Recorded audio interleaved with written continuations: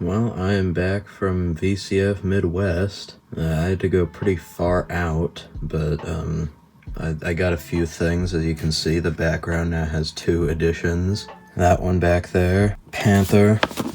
It is, yeah, it's just kind of like, it's got the box, and we open it, and on the inside, it has everything except for the discs, which is kind of inconvenient, but that's okay because I don't use 10.3 for anything anyways. That's our first pretty neat thing.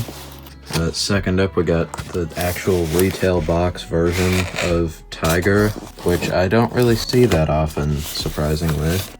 It's just kind of an actual, like, full-size Mac OS X Tiger box. Because I've seen a lot of those little tiny boxes with just the DVD and whatever else small documents in there. And this one has just this little pamphlet. It actually has the Mac OS X Tiger DVD. I don't know if it's ever been used. Looks pretty used. There's a bunch of dust and stuff on it.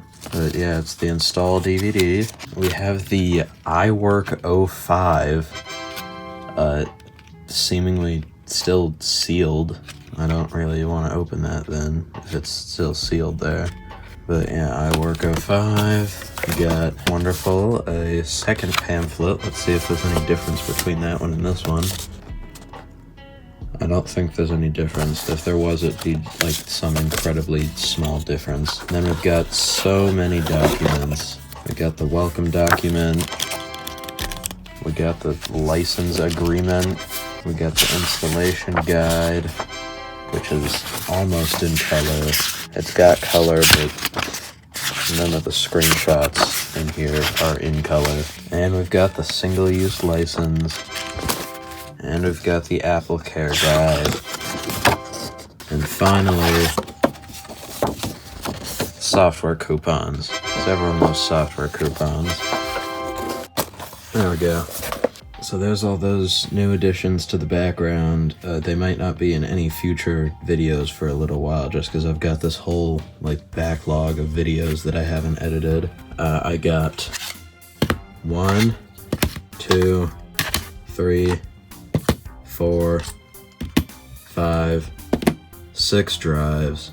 I don't know if any of them work because I haven't tested any of them, but like, you know, they're definitely useful for the future if they did work. I got the Nano, and it works just perfectly. It's okay. And it was $5, and it's just got a little bit of, you know, scratches. Battery doesn't hold a very long charge. I don't know if that's just because it's a Nano or if the battery is actually degraded. Probably a little combination of both. I got a couple iPhone 4S's. This one doesn't hold a very long charge, but this one apparently doesn't hold a very long charge either. Good job. Okay. Well, oh no, there it goes. Anyways, I did test both of these. They both have activation locks. This one had a SIM card, this one didn't. But on the bright side, I did get just a regular, like, Verizon locked model of the iPhone 4. And guess what this one does? It works, and I actually put things on it, downgraded it to iOS 6 and all, so that's pretty fun. It's sad that this one's activation locked though, because like its battery can hold a really long charge, and it's in great condition.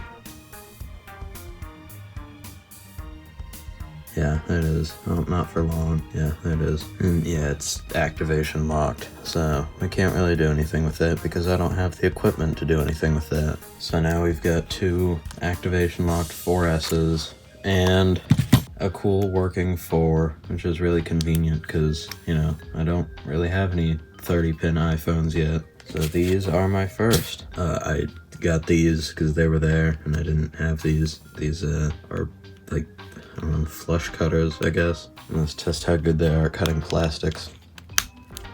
Yeah, it's pretty good. A bit too thick of a plastic for it to cut though. How about this?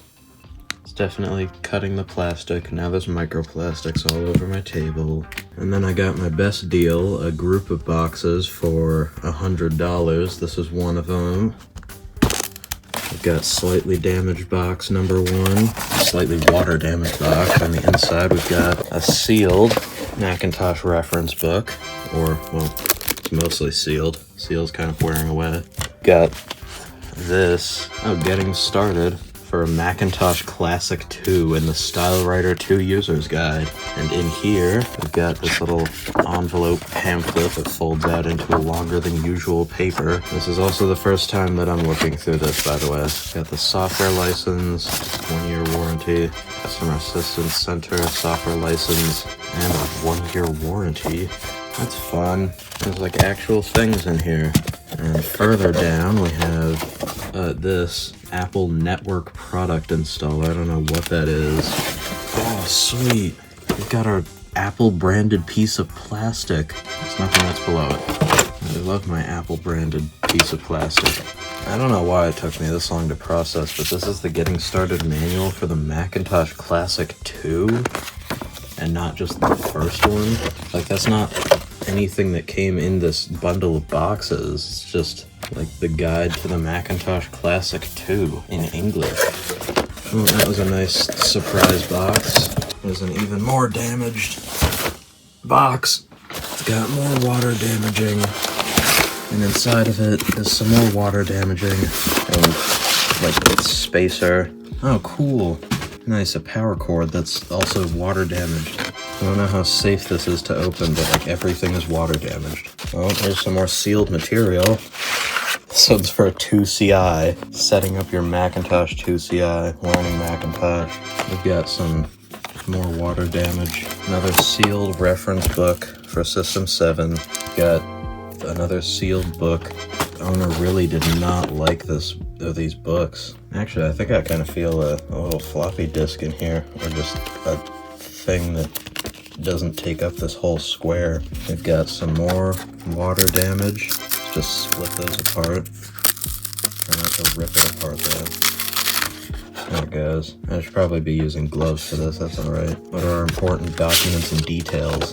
Box and the usual stuff. Oh, there's Apple computer stickers in here. And they're water damaged. That's wonderful. We got some molded over Apple stickers. I might put these on something actually, I don't know. Well, I definitely use those stickers for good.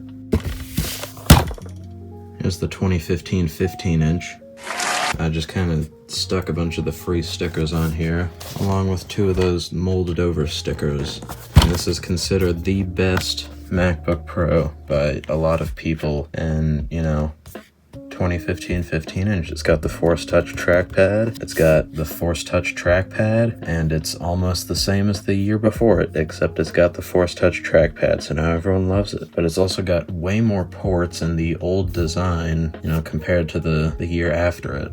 So now let's get to the actual, like, big one. I don't know if my table's gonna have enough space for this. Alright, believe it or not, there was actually not enough space, so we have to record this in a weird corner of my room. Anyways, yeah, boxed Power Macintosh 7166, and you can tell it's in here because when you open the box, there's a giant beige wall. Don't worry, the styrofoam's alright. We've got the big thing in here, so let's get this on the desk if it fits. I don't have a monitor for it, so the only way to test if it powers on is just to plug it in and press the power button. It doesn't even fit in the frame completely. Yeah, that's the closest I could get it. Anyways, yeah, Power Macintosh 7166. It's got the CD drive, got the floppy drive, and don't worry, I already opened it up and made sure that there wasn't a ton of corrosion inside of it. And I also already did a test power on to make sure that it works. Because even though I got this untested, you know, I end up having pretty good luck with those things. And when we press the power button, if I can find it, there we go.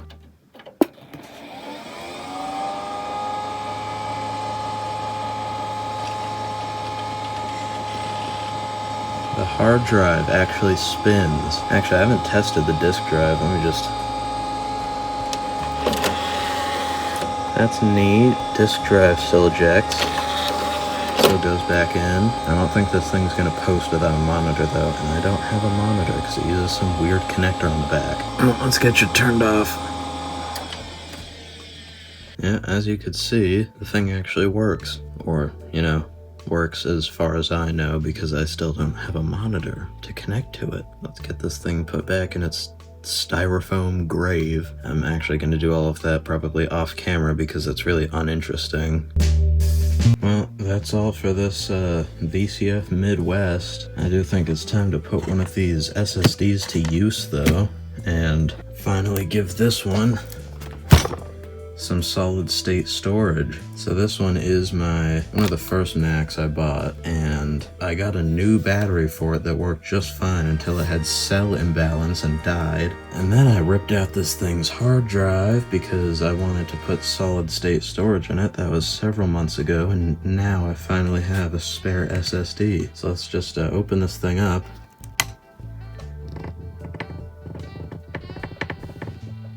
Seems pretty happy about getting solid state storage. Usually it's louder than that. Like that. Well, let's get this thing open.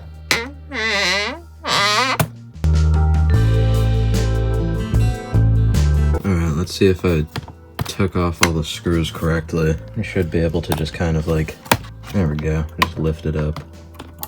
Oh, that's helpful. I left the old screws from the old hard drive in here for the future me when I finally got an SSD. That time is now. Alright, the drive is now in there. Took a little while to remember that this bracket actually needs to come out. But yeah, everything should be alright. I'm just gonna run it with the shell up like that. Well, let's plug it in and see if this one USB that I made works. Gonna have the charger in an inconvenient position because the charger itself isn't long enough. Oh, there we go. Okay, well, first of all, it's just not reading the USB.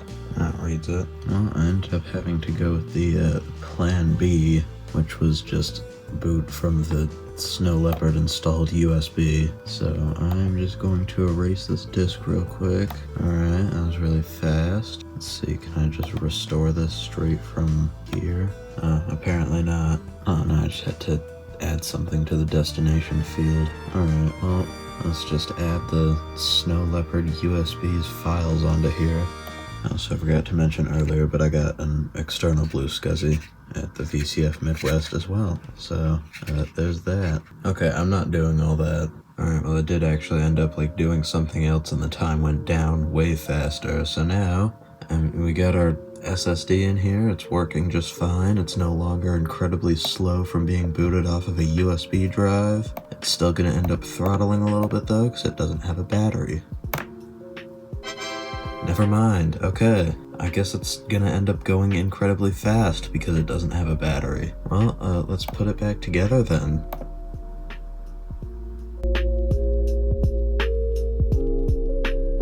Alright, well, it's all reassembled. Press the power button.